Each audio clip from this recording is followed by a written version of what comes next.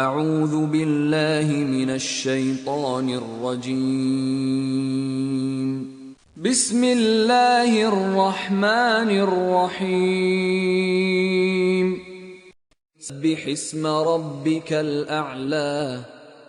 اے پیغمبر صلی اللہ علیہ وآلہ وسلم، اپنے پروردگار جلیل الشان کے نام کی تسبیح کرو۔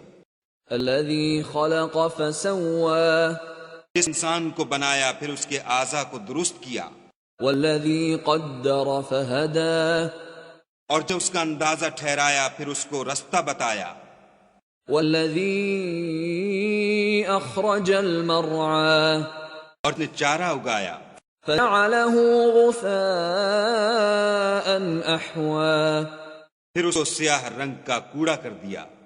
سنقرئک فلا تنسى ہم تمہیں پڑھا دیں گے کہ تم فراموش نہ کرو گے، الا ما شاء اللہ انہ یعلم الجہر وما یخفی۔ جو خدا چاہے وہ کھلی بات کو بھی جانتا ہے اور چھپی کو بھی۔ وَيَسِّرُكَ لِلْيُسْرَى ہم کو آسان طریقے کی توفیق دیں گے۔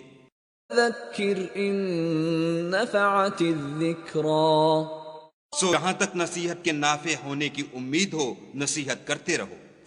يَذَّكَّرُ مَن يَخْشَى جو خوف رکھتا ہے وہ تو نصیحت پکڑے گا، وَتَجَنَّبُهَا الْأَشْقَى اور یہ خوف بدبخت پہلو تہی کرے گا، الَّذِي يَصْلَى النَّارَ الْكُبْرَى جو قیامت کو بڑی تیز آگ میں داخل ہوگا، ثُمَّ لَا يَمُوتُ فِيهَا وَلَا يَحْيَى پھر وہاں نہ مرے گا نہ جیے گا۔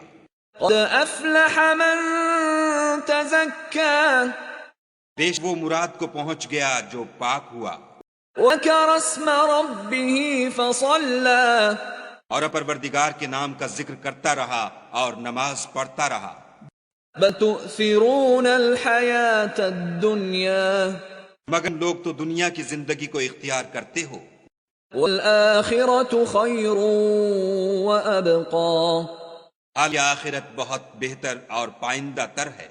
إِنَّ هَذَا لَفِي الصُّحُفِ الْأُولَى یہی بات پہلے صحیفوں میں مرقوم ہے، صُحُفِ إِبْرَاهِيمَ وَمُوسَى ابراہیم اور موسیٰ کے صحیفوں میں۔